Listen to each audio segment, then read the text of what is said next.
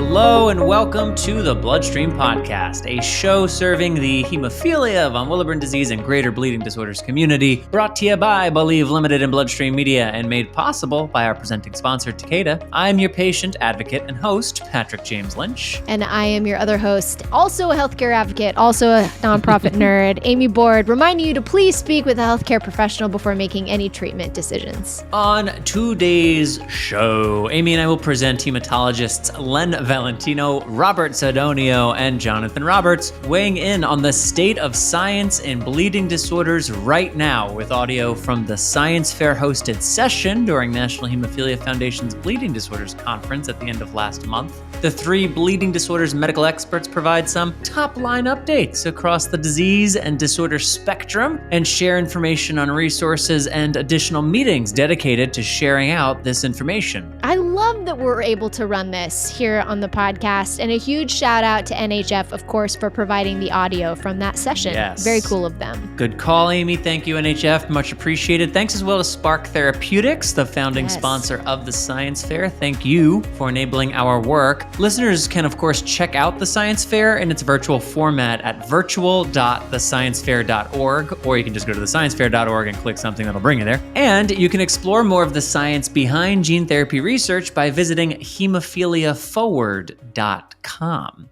Amy, yes. Since we last recorded in real time together, we've both had some time away. Well, both of our voices were on the show last week, but it's been a couple weeks since we've actually recorded. Touché. We've had time away. We've both come back. The world's continued to spin. Things keep happening. Conferences keep starting. There's lots going on, and I'm, as always, curious to know what's going on with you. That's how I start these things, just admitting I'm curious to know what your life's about. Apparently, I don't talk to you outside of this podcast. That's fair.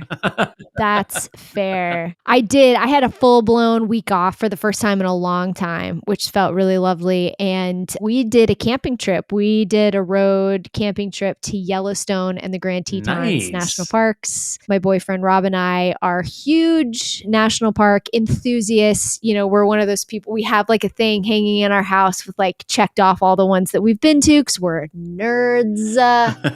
It's one of the best things America has ever done. You know, America hasn't done like great things all the time, but creating the national park program was one of the greatest things that they've done. And I've been to Yellowstone, but I haven't like been to Yellowstone, you know, so I haven't seen very Yellowstone-y things like the geysers, and I haven't seen Yellowstone Falls. It was really great. It was very special and really lovely, and we're huge wildlife nerds, and we saw just a bunch of stuff, and it was great. All right, I have a question about that piece, but before I ask it, I do want to remind our listeners that the Bloodstream Podcast is made possible by our presenting sponsor, Takeda. Takeda. Yes, that's right, Takeda. Takeda, they got this website, bleedingdisorders.com, where you can learn all about Takeda's resources for and commitment to the bleeding disorders community. Takeda believes in a world free of bleeds. I co-sign that, and are dedicated more than ever in their efforts to offer a wide range of programs and support to help patients throughout their treatment journey, wherever on that journey they may be. You can learn more by simply visiting bleedingdisorders.com. One more time, that's bleedingdisorders.com. And for their founding and ongoing support of the Bloodstream Podcast, I would just like to say thanks, Takeda. Thank you, Takeda. I'll take this moment as well to remind you all to subscribe to the Bloodstream Podcast, Apple Podcasts, Spotify, all those podcast places. You can rate and review the show. Share this episode with friends or on social media. You'll find Bloodstream Media on Facebook, Twitter, and Instagram. You'll also find the Bloodstream blog on the podcast's homepage at bloodstreammedia.com. And as always, you can email questions, comments, or recommendations to mailbag@bloodstreammedia.com. Amy, what I want to know, because I did see some photos and you just mentioned it, what wildlife encounters are we talking about? What did you all see? Yellowstone is known for its wildlife. You know, it has a large number of grizzly bears. It has a large number of wolves that they reintroduced back, I think, in like 1995. Interesting. And of course, they have like these herds of buffalo and they have herds of elk. Do the buffalo just like walk around? Yes. That's like a thing? They just do that? Yes. It's a certain part of the park. It's interesting because the first couple of days we were more on the southwestern side of the park where the geysers are, where Old Faithful is, that type of stuff. And we would see one or two male buffalo alone, because if you're wildlife nerds like we are, that males, when they're big dominant males, they get to have the herd, like they get to have their herd. But if you're not a big dominant male, you roam around kind of single and solo for a while, and then during mating season you go and try to challenge the other males to try to mate. So we would see these one-off male buffalo just like walking around, which is really lovely. Really lovely. It sounds lonely. I feel bad for those guys. No, they were so pretty. They were like roaming around, like in fog, Partnerless. like by rivers and stuff. But yeah, they're super lonely. I mean, they're not cool yet. They'd be like teenage dudes, just like walking around full of angst.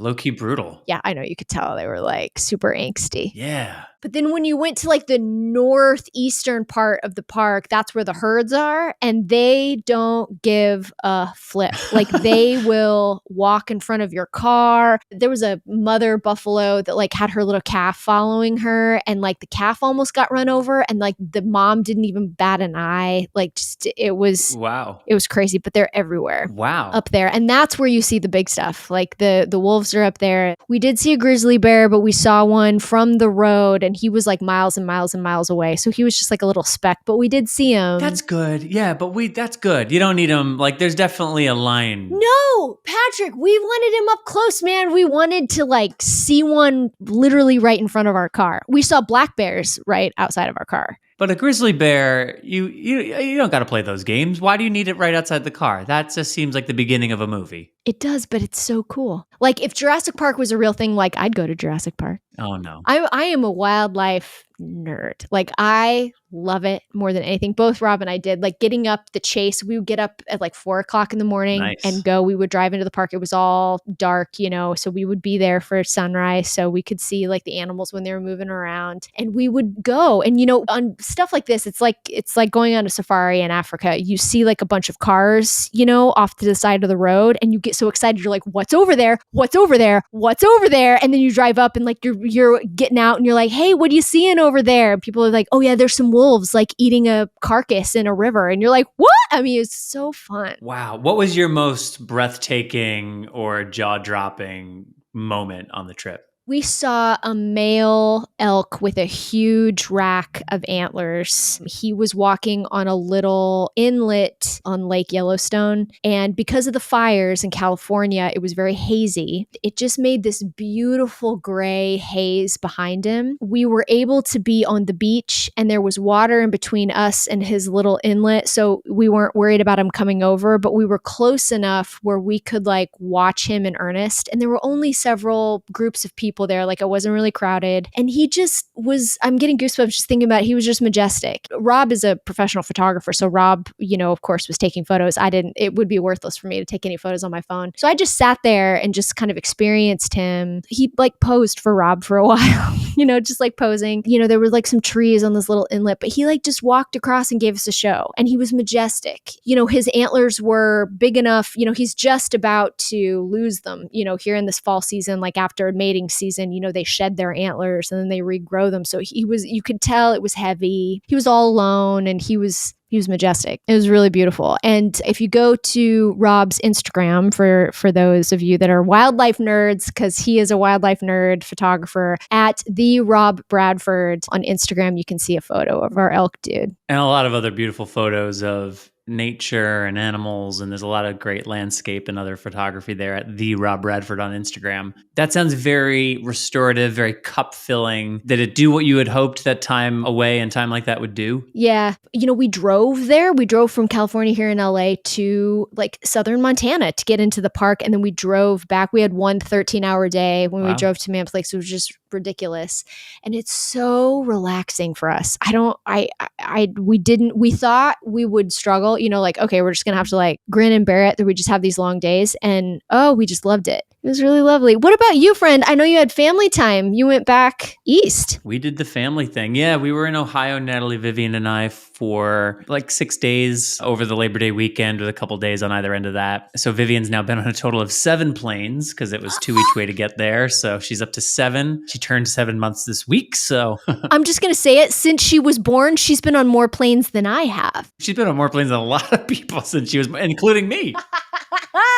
Yeah, she's crushing. Vivian. It was wonderful in a very different way. The family has this cottage on a lake in more central Ohio, and we were gathered there, the 5 cousins and their parents and all the littles, and it was a wonderful, energetic weekend. Unfortunately, one of the littles was sick, so that, well, there was just like a day of this baby, like, oh man, this poor baby's just like not having life. I think she was teething and also had a cold, and as I'm learning, and as I've always heard about, babies, it's just like, there's like always a sickness thing. They're always getting sick, and they're passing it to somebody, they give it to a parent, then there's a teething, and then that's a thing, and then it's just kind of like always something. So you get a bunch of babies together, somebody's having something. But it was all wonderful. It feels kind of nice now that we're in the fall, we're on the other side of the BDC. Yeah. So let's get into the heart of this episode. We'll be back next week with one of our, quote, regularly scheduled episodes, but this pop-up came as a result of being able to share this audio from the Science Fair's State of Science session at the BDC. It was a 30-minute session, so we couldn't get too deep into any topic, but I actually think, Amy, sometimes I find that's actually really beneficial because it sort of forces whatever expert might be speaking to sort of like hit the critical information and keep moving because we just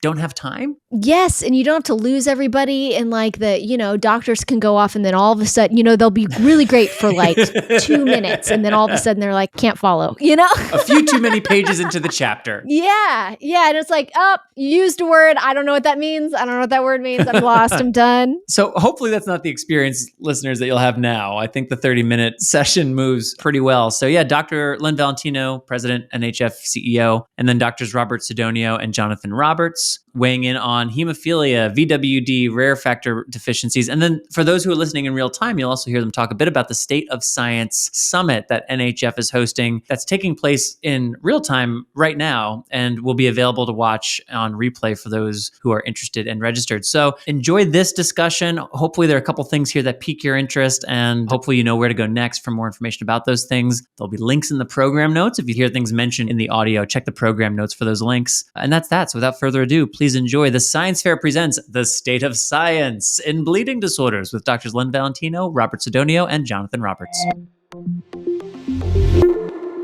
Thank you to everybody for joining us. This is the Science Fair's The State of the Science session. So I'm joined by 3 outstanding panelists for a session such as this: Dr. Len Valentino, Dr. Robert Sidonio, and Dr. Jonathan Roberts. And I thank each of them for being a part of this. The goal of today's session is to have these 3 experts provide some top-line updates on the science that's driving therapy development in hemophilia, von Willebrand disease, and other inherited blood disorders, and to highlight some BDC sessions that go into more depth on various science and therapy development related topics, as well as to highlight modules, videos, and aspects of the Science Fair from Believe Limited, which also may interest you. All right, to get started, Len, from your point of view, what about the science pertaining to bleeding disorders is most important for patients and families to understand, and why is the Science Fair an important part of the Bleeding Disorders Conference in your mind? Thanks, Patrick. That's a great question. First, thanks for having me today. I think that the information that patients need is everything. I mean, we really need to be more transparent with our patients so that they can have all the information that's necessary to make the wise choices. The Science Fair is a great opportunity to get that information. I really like the modular approach that the Science Fair takes, and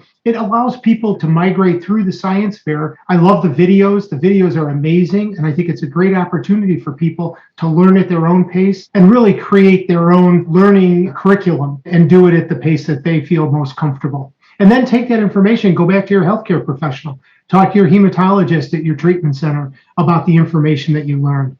Thank you. Jonathan, you're not only a hematologist, you're also a person living with hemophilia. So when you think about yourself as a young person with hemophilia, what do you think? Why is it vital for our young people today to learn about the science of bleeding disorders? Yeah, very good question. Obviously, as an individual with hemophilia and also a physician, I have kind of a dual perspective on the science of hemophilia. And I think it's really important that people understand their lived experience and how that can play into the understanding of the disorder. It's very important, I think, for young people to become their own experts. To some degree, I think that every patient should understand the basics of hemophilia because they really don't know the situations that they're going to be in later on in life, whether it be in healthcare settings or social situations, different activities that they're doing. It's important for young people to kind of learn and become their own expert so that they can teach others and so that they can really live without concern of their hemophilia. I mean, I think when you're an expert on the disorder and kind of a subject matter specialist, that you are able to educate others and ultimately able to keep yourself safe and do the things that you want to do and meet the different goals that you want to achieve in life. So I always encourage my patients to do things like, attend the science fair, learn in a way that's easy for them to understand the basics of their disorder and the different treatments that are available so that they can really live without limits. Thank you for that. Robert, there's a lot of interest in gene therapy and novel therapy development. So while there's a lot to talk about when it comes to science and bleeding disorders, that seems like a good place to go next. Can you provide us with a big picture overview of where gene therapy and novel therapy development is right now for hemophilia and other inherited blood disorders? Yeah, I mean, it's obviously an exciting time. It's like a new golden age of therapies for hemophilia. And so, gene therapy obviously is the most exciting thing, the potential for short-term cure, hopefully eventually long-term cure. And so, we thought initially that we would be considering prescribing our, gene therapy product, the one from BioMarin, but they need a little bit more data, which I think is totally reasonable. And they actually showcased their data at the ISTH meeting just last month, in which they showed up to 5 years of clinical data from their phase 1 and 2 date trial. It seems like at this point now, there may be potential plateau effect in which we're seeing where the factor levels are not further declining. So we know they come up really high, eventually come down, and we're hoping at some point we'll settle in at a certain level and stay that way for a little while. And so we're starting to get a little bit of a peek at that. Of course, the patients are doing wonderful. Their reduction in bleeding is in the excess of 90-something%. And, they're able to stay off of prophylaxis as well. And then Spark also right behind them was showing their data, approximately, patients with 3 and 4 years of data from their phase 1, phase 2 trial as well. One of the things that I think was highlighted in that study is that we're starting to learn about, how are we going to, manage this? Are we going to have to give steroids up front, potentially in response, or use other immunomodulatory agents? And so with every one of these trials, we learn new things that hopefully will end up with a commercial product in approximately a year or two. And there obviously are a number of updates from drugs like fitusiran, which continues to show good results. It's a once-a-month injection for both hemophilia A and B with and without inhibitors. And then, there was a late-breaking abstract about one of the drugs called BT200, which may have some crossover appeal, which is exciting, and be able to use for non-severe hemophilia for patients with severe disease that are infusing their factor products. And then most interesting for von Willebrand disease. And hopefully we'll see a lot more of this in the upcoming years as they start to do their phase 3 trials. So a lot of interesting updates. That's obviously just a few.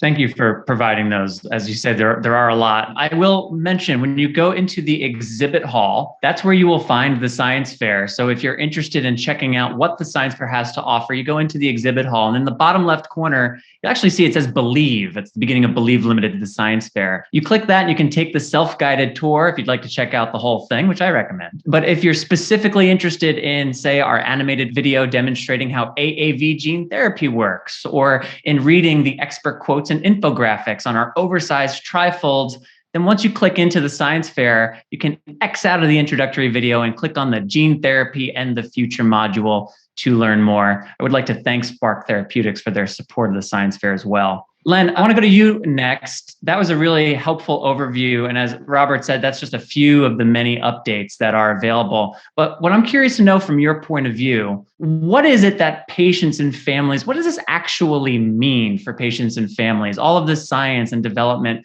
what should patients and families be thinking about? Well, I think what it means is a lot of head spinning. It's a time when there's unprecedented development of new products for hemophilia treatment, but we're also seeing, the entry of products for von Willebrand disease, potentially for rare bleeding disorders as well, and even platelet disorders. So, the healthcare decisions are never easy to make. And in most of these situations, there's never a single clear or best option that's available. So it's really important for patients to learn as much as they possibly can. As you said, the science fair is a great place to get that information, but patients need to take an active role. They need to be more informed and more active with their healthcare professionals in decision making. Patients are the people who can express their own personal health goals, their outcome goals, their preferences, what their choices are. And I think all of those are really important for the patient, that subject matter expert in their own disease, because they have that lived experience, as Jonathan said, to be able to express that to the healthcare professional. And then through a process that we're really supporting strongly, shared decision making, where patients or those subject matter experts and healthcare professionals come together, have that conversation, discuss what's important to each of the stakeholders. What do healthcare professionals want to see out of the treatment? What do patients want to get out of that treatment? And then through this dialogue, they can arrive at a shared decision on what the best treatment might be. And this is really important because we know that when patients participate in the decision-making process, their adherence to the treatment is greater, but even more importantly than their adherence, their level of satisfaction with the treatment and even their level of satisfaction with their healthcare professional is much higher when they've had, a real stake in that decision making. So I think what patients need to do is get more involved. The first thing to get involved is get educated. Go to the science fair, learn about it, go to other places. The NHF website has some great opportunities for you to learn, but I think it's all about educating ourselves and making empowered recipients of healthcare of all of us. I'll also mention now that most sessions, if you don't already know, from the Bleeding Disorders Conference are available on replay for 30 days for all registrants. So to Len's point about sessions and parts of the BDC where you can learn more about the science that's most applicable to you and your family and the decisions that you're coming up on, take advantage of this virtual environment and the fact that we can watch these sessions for up to 30 days after they take place. Jonathan, I want to ask you, again, as a patient and person with hemophilia, what are you paying most attention to with all of the therapy development that's going on? And then as it relates to those shared decision-making conversations that both now you and Len have touched on, when you're speaking with your patients and families, how does your being a patient inform or influence those conversations from your side? Yeah, thanks. Very, very good question. The first point about how I'm viewing and what's most important with all the new developing therapies, I think as a physician scientist and as individual with hemophilia, it's most important what the safety and efficacy is of the different therapies and how that can fit into the individual's life. I'm old enough to have remembered the era of the 1980s and 90s. And, I had family members who had hard times through those eras. And I think because of that, what's really remarkable about our community is how patients, patient advocacy groups, NHF, other organizations like them, and physicians and industry have all come together and really had this explosion of new therapy options. And so all those options have been really a blessing for all of us, I think, because now we have choice and the choices that we have are safe. And that's really led to innovation. And I think as Len's point of shared decision-making and understanding what a patient's individual goals are has become really central to determining what the best therapy is for individuals with hemophilia. So I always tell my patients, what therapy I'm on for myself isn't necessarily the exact therapy that they should be on. We talk through some of the different nuances with some of the different classes of therapies that are available, different routes of administration, and what's coming down the pipeline and what they may want to think about with things, to Robert's point about gene therapy and other things in that regard. And thinking long-term about their life and what may be a better applicable in different even seasons of their lives. So some of my patients that are young children with hemophilia, new diagnosis, a therapy in this season of their life may be more applicable than to when they become a teenager, young adult, and then moving into working years, and then as they get towards retirement age, et cetera. I think all the different treatment options offer us that choice. So really it's important to have a good relationship with your treatment center and to have an ongoing active conversation. And I always do revisit with my patients with the therapy that they're on and how it's working in the different goals that they have. And that's even some of the goal setting and kind of active shared decision making has been some of my research focus. And, we'll be having more studies coming out in the near future in regards to that. All of that, this shared decision making in the land of new options is very important. And that goes back to what we were talking about earlier. Becoming an expert in your own disorder becomes that much more important for understanding all these new therapies.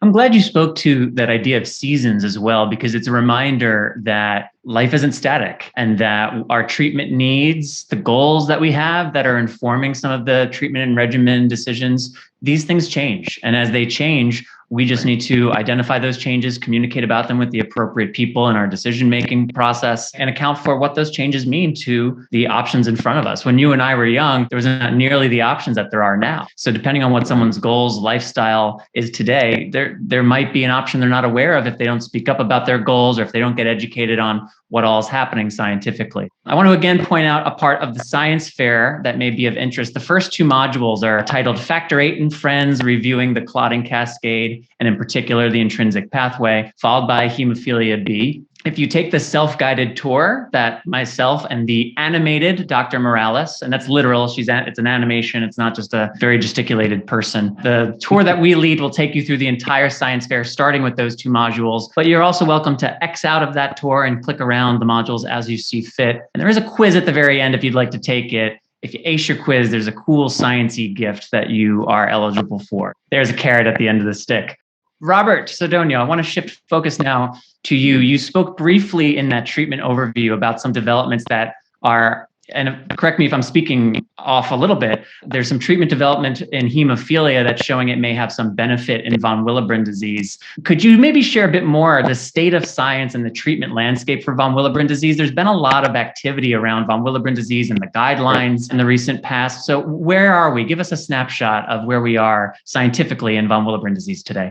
Sure. I mean, there's been a lot of people that have been doing a lot of great research, Jonathan being one of them, the program in Wisconsin, of course, being the flagship in this country. And there's a lot of other labs that are working on, projects, working on new assays. I think we all can agree that we need new ways, easier ways to diagnose von Willebrand's. I always joke that anybody can diagnose hemophilia, but it takes a real hematologist to diagnose von Willebrand's because it is complicated. It's not as simple unless they have very severe disease. But, it really started out with the guidelines coming out, both on the diagnosis and the management side. That's really sort of set the focus of what we need to work on. It highlights where there's lots of areas of research that's needed. And then, sort of after that, not totally related to it, but the NHF State of the Science. I know Len may talk about this a little bit more, but this is an effort that's really taken a lot of patients, providers, industry, patient advocacy groups, and really bring together those people to set the research priorities and in these individual diseases.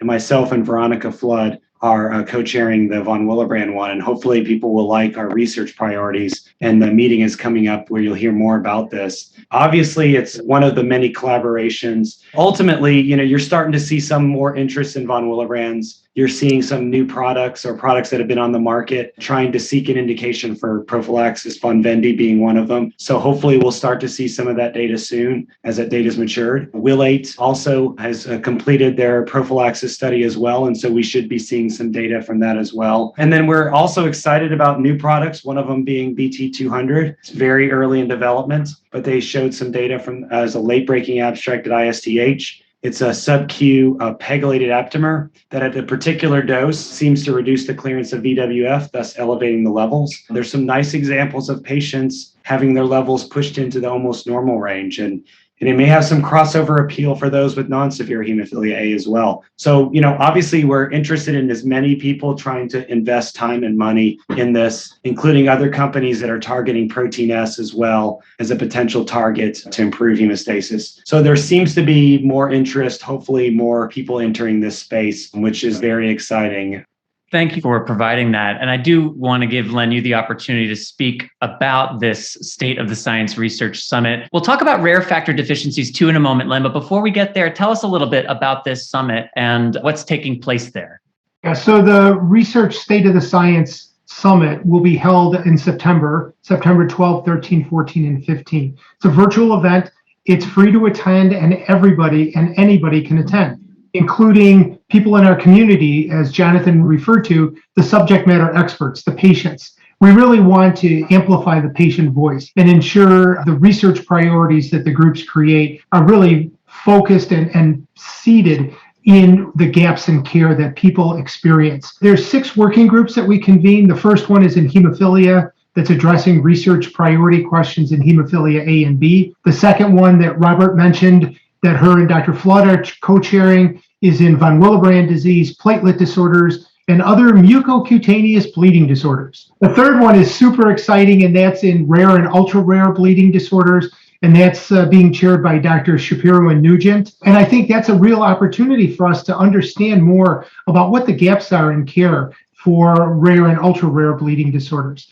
The fourth one is one that I think a lot of people will be excited about, and it's really looking at sex and gender biology and what are the challenges that girls, women, and people who have the potential to menstruate have in terms of bleeding disorders. The fifth working group is around implementation science. How do we take this research and actually improve access to care for people, improve their care, and improve the outcomes for people? And then the sixth working group is looking at infrastructure. How do we conduct science in the future? How do we develop more clinician scientists like the two that you're listening to, Dr. Sidonio and Roberts? We need more young people coming into hematology. How do we foster that? And of course, how do we pay for all of this is a big question, and that working group is working on that as well. So the state of the science, I think, is going to be really exciting for people to participate in. Wow. Yeah, that's comprehensive. And this is open to all? It's open to everyone. In the United States, outside of the United States, anywhere you are, please join us. We want to hear from you. I'm sure NHF will continue to be promoting it, so make sure to stay plugged in through email or social media or however you stay plugged in. That sounds very, very exciting. We mentioned some of the rare factor deficiencies. This is obviously not a monolith. The needs and life experience of someone who has a factor 10 deficiency is not the same as someone who has a factor 13 deficiency. But nonetheless, when we talk about our ultra rares in particular, Len, can you give us a bit of a snapshot? What's going on there scientifically that's worth mentioning? Yeah, so I think there's, again, more innovation in terms of rare and ultra rare. Robert sort of alluded to that there's now, companies that are interested in this space, but I think there's also some academic research that's really moving forward in rare and ultra rare. One of the things that NHF is doing is that we've created 5 priority focus areas. And those focus areas include rare and ultra rare bleeding disorders. And it's really important that we put a special emphasis on the ultra rare bleeding disorders from the lens of medical education, consumer ed, public policy, payer relations, and importantly, what research needs to get done to improve the outcomes for people with ultra rare bleeding disorders. So along with von Willebrand disease and future therapies and mental health and then digital health, those are going to be the priority areas that NHF is going to be focusing on to reach our 2030 blue sky vision. You may have already heard, but just a couple of days ago as well, there were small booklets that were released for the rare community from NHF. And within the science fair, there's a module dedicated to the rare factor deficiency community that features Nicole Scappi, who's also there talking in part about Super 7 and the work that went into that publication that came out earlier this year. Jonathan, I want to ask you, Len referenced the work that you and Dr. Sidonio are doing in research, as well as clinicians. You spoke earlier too briefly about some of the research that you're looking into. And I wondered if you could expand on that a little bit more. What are you looking into yourself right now in terms of research? A couple different avenues. One I mentioned is looking at Goal Heme, which is kind of an active, dynamic, shared decision-making tool that's been developed. And like I mentioned, there'll be some publications coming out hopefully in the near future regarding further refinement from a patient standpoint, looking at how patient input into that has become useful for shared decision-making on various different aspects of care. Being an individual with hemophilia is more than just your factor level. There's lots of aspects that go into the different therapies and the different things that we do in our lives and different goals that people have. And we know that hemophilia fits into that. So one is that, and really kind of expanding on this idea of shared decision-making. And we're hoping that in future therapeutic trials for other developing therapeutics and in our community at large, and even with communication between different hemophilia treatment centers, if a patient moves from one area of the country or the world to another, that some of this unifying language can be helpful in really helping them to attain their goals. And then another aspect that Robert had mentioned was looking at improved assay development for better diagnosis of von Willebrand disease, especially some of the different activities of von Willebrand factor. It binds to collagen and platelets and, different parts of the platelet, and besides being a chaperone molecule for factor 8. And there's lots of complexities in its diagnosis. And so, working with things like Robert and others are working on in refining diagnosis and management guidelines, coming up with better laboratory tests that are faster, that have more universal applicability, are all important things in moving the the diagnostic process for von Willebrand disease, as well as some of these new therapeutics that are coming out, finally maybe having something that's subcutaneous in the von Willebrand space is also very important. So those are a couple big areas in which I work. I've got my hand in lots of lots of things in the community, from the bench kind of laboratory aspect, and then lots of therapeutic and other patient outcome measure type of research. Thank you for all that work. I feel very appreciative and grateful to all of the hematologists and clinicians in our community. And there's a special something when it's a fellow blood brother too. There's just another level of appreciation for your commitment. So thank you for that. Robert, similar question. Is there anything in particular in your research at the moment that you're working on that would be worth sharing here as we move toward our wrap up? Yeah, years ago when emicizumab became available and made the question of whether immune tolerance was necessary if you developed an inhibitor. And so myself and Dr. Batsuli and Dr. Meeks came up with a protocol, we called it the Atlanta Protocol, which we combined emicizumab with a traditional form of ITI, which was high dose factor VIII.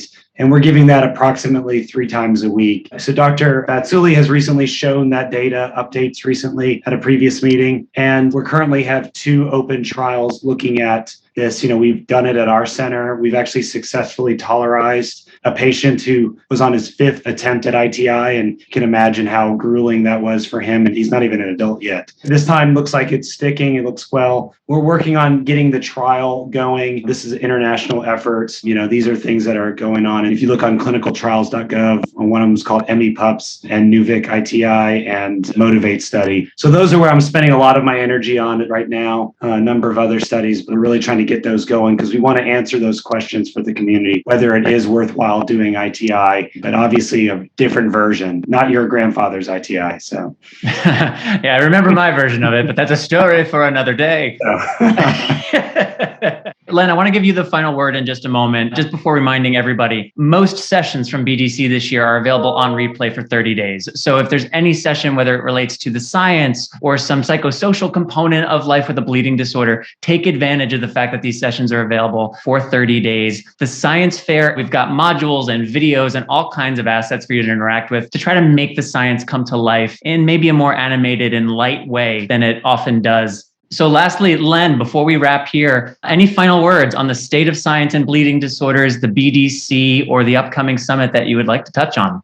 Well, this is a great opportunity. It's due to the hard work of people like Robert and Jonathan and all of the colleagues around the world that are really pushing the science forward. I think it's the renewed interest in bleeding disorders and blood disorders. BDC is a great opportunity to learn about that, but we really need people to participate. Robert mentioned the clinical trials that are so important. We need people to participate in those clinical trials. We understand that people are resistant and somewhat skeptical about research, given all of the things in the news about the COVID vaccines, but we really need participants. We need to hear your voice.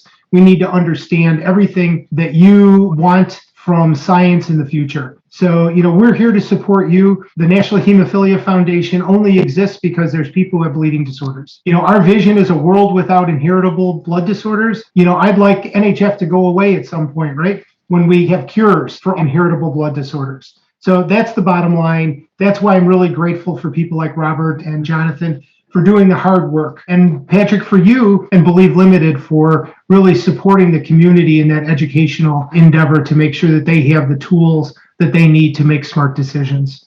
Thanks again for your time. We are at the bottom of the hour. So with that, I will again thank the panelists. You are 3 just extraordinary individuals, and I'm appreciative that you gave your time during this busy conference to this session. So thank you, and enjoy the rest of your BDC, everybody. Thanks, everybody. Thank you, Drs. Valentino, Sidonio, and Roberts, for participating in the Science Fair's State of Science session at NHF BDC 2021. Thanks, NHF, for letting us run that audio as part of today's episode. And thank you to Spark Therapeutics for their founding and ongoing support in bringing the Science Fair to life and to community across the country. Visit virtual.thesciencefair.org to take the virtual tour, and visit hemophiliaforward.com to learn more about Spark's commitment to the science science behind gene therapy research. And don't forget about NHF's State of the Science Research Summit taking place right now if you're listening in real time. And that'll be available on replay for a little bit of time for those who are interested and registered. Hey, next week on Wednesday, September 22nd at 4 p.m. Pacific, 7 p.m. Eastern, Patrick and I will be streaming live on Facebook and YouTube. So make sure you're following Bloodstream Media on one of those channels and tune in to the live because we're very fun live. I just have to say, we're very fun live. And again, that is next Wednesday, September 22nd at 4 p.m. Pacific, 7 p.m. Eastern. And that episode will publish here right on the Bloodstream Podcast RSS feed on Friday, the following Friday, September 24th. And of course, that will include the latest from our Let's Talk podcast segment featuring our colleague, the beloved Joshua Sterling Bragg. I love that segment. So do I, and look forward to that. So that'll be coming up 22nd for the live, 24th for the podcast episode. And with that is all for this episode. Have a bleeding disorders or health topic that you would like to hear us discuss? Is there an expert or a guest that you're just dying to hear from? Want to inquire about storytelling and casting opportunities for Bloodstream's podcast or Believe Limited's films? Email us, mailbag@bloodstreammedia.com, or connect with Bloodstream Media on social media. Bloodstream Media is on Facebook, Instagram, and Twitter, or you can follow Amy Board or myself on Facebook, Instagram, Twitter, or LinkedIn. And a big shout out to all committed LinkedIn users out there. I'm your host, Patrick James Lynch. And I am that other host, Amy Board. And until next time, take self-care of yourself. Bye, everybody. Bye-bye.